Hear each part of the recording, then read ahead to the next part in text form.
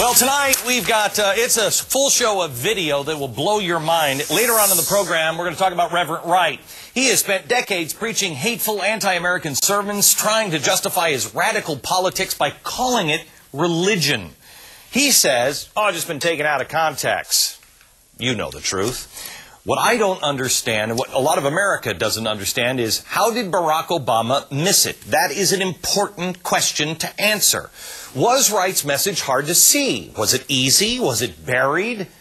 I say it calls into Barack Obama's judgment into question. Tonight, you can decide for yourself. I'm not going to show you the sound bites that you've seen a million times. We're going to show you huge chunks of tape of Reverend Wright, all in his own words, from the pulpit, for the entire second half of tonight's show. You do not want to miss that. Coming up, Reverend Wright's outrageous anti-American comments may very well cost Barack Obama the election this November. Good Reverend says that his words have been taken out of context, are being twisted by people like me, blah, blah, blah. You know what? I don't really care.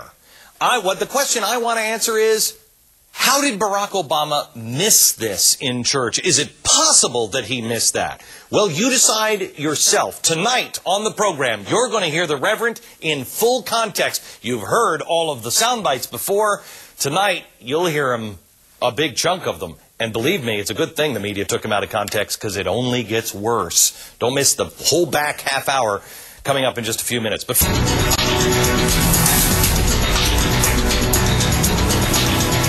you know, they used to say, never argue with people who buy ink by the gallon. Well, the modern version of that is never argue with people who measure their national airtime in hours. Reverend Jeremiah Wright has tried time and time again to explain his ridiculous statements by saying things like this. Have you heard the whole sermon? Have you heard the whole sermon? I feel that those citizens who say that have never heard my sermons, nor do they know me. They are unfair accusations taken from sound bites and that which is looped over and over again on certain channels. Okay. I mean, I've seen that happen before. Unfortunately for Reverend Wright, I am one of those people that measure my airtime, nationally speaking, in hours. I have 30 hours a week, to be exact. So instead of just taking Wright's word, that it's been taken out of context, and once it's in context, it'll clear everything up, I figured I'd let you decide for yourself. For the rest of tonight's show, and for a full hour tomorrow, we're going to play an uncut sermon on tomorrow's radio program. You are going to hear Reverend Wright, his sermons, as you've never heard them before, most likely. As you listen, I want you to ask yourself if the context is making things better or much, much worse. The biggest question I need you to keep in mind is this. Ask yourself, could Barack Obama have missed this message in his sermons? First up is the sermon that Wright gave 5 days after the 9/11 attacks. Here's a clip that you probably heard 1,000 times. The stuff we have done overseas is now brought right back into our own front yards. America's chickens coming home to roost. Okay. He says that's been taken out of context. I want to play now about 3 minutes from that same sermon. You decide if you would sit in that pew every single week for 20 years if this was coming from your pastor. I heard Ambassador Peck on an interview yesterday. Did anybody else see him or hear him? He was on Fox News. This is a white man. And he was upsetting the Fox News commentators to no end. He pointed out, you see him, John, white man, he pointed out an ambassador. That what Malcolm X said when he got silenced by Elijah Muhammad was in fact true. America's chickens are coming home to roost. We took this country by terror away from the Sioux, the Apache, the Arawak, the Comanche, the Arapaho, the Navajo. Terrorism. We took Africans from their country to build our way of ease and kept them enslaved and living in fear. Terrorism. We bombed Grenada and killed innocent civilians, babies, non-military personnel. We bombed the black civilian community of Panama with stealth bombers and killed unarmed teenagers and toddlers, pregnant mothers and hard-working fathers. We bombed Gaddafi's home and killed his child. Blessed are they who bash your children's head against a rock. We bombed Iraq. We killed unarmed civilians trying to make a living. We bombed a plant in Sudan to pay back for the attack on our embassy, killed hundreds of hard-working people, mothers and fathers who left home to go that day not knowing that they never get back home. We bombed Hiroshima, we bombed Nagasaki, and we nuked far more than the thousands in New York and the Pentagon, and we never batted an eye. Kids playing in the playground, mothers picking up children after school, civilians, not soldiers, people just trying to make it day by day. We have supported state terrorism against the Palestinians and black South Africans, and now we are indignant because the stuff we have done overseas is now brought right back into our own front yards. America's chickens are coming home to roost.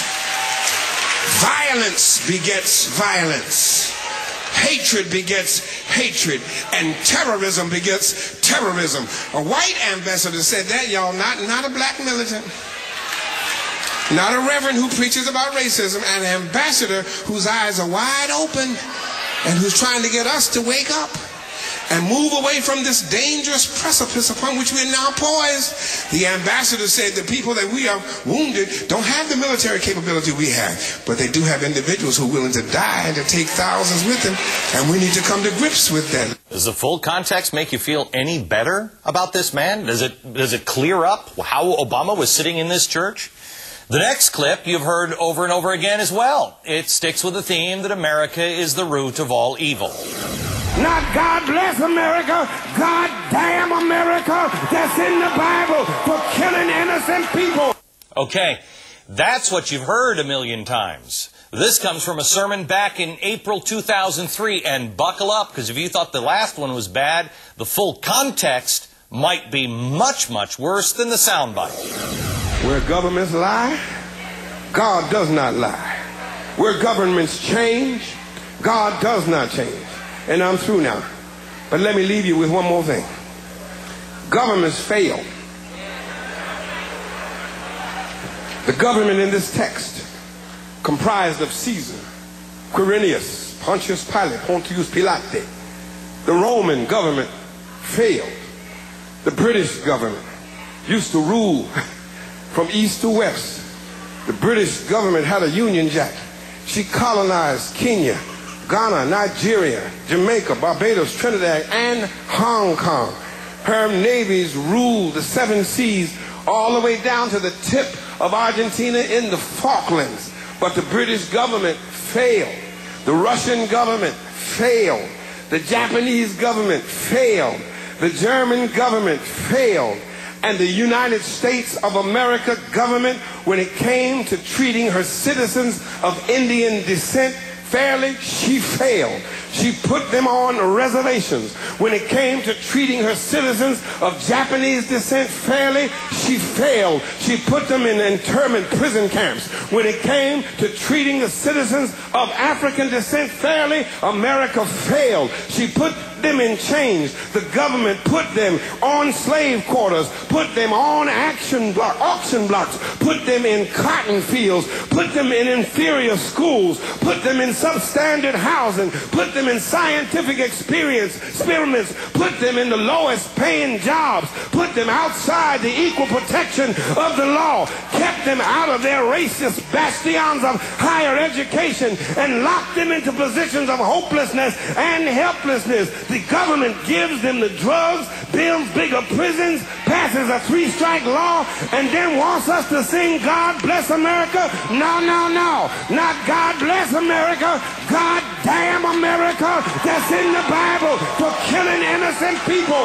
God damn America for treating her citizens as less than human. God damn America as long as she tries to act like she is God and she is supreme.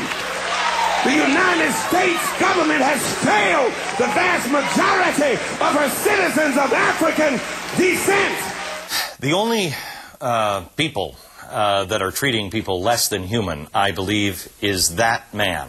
He is the one that is putting people in chains by preaching hate and hopelessness and intolerance.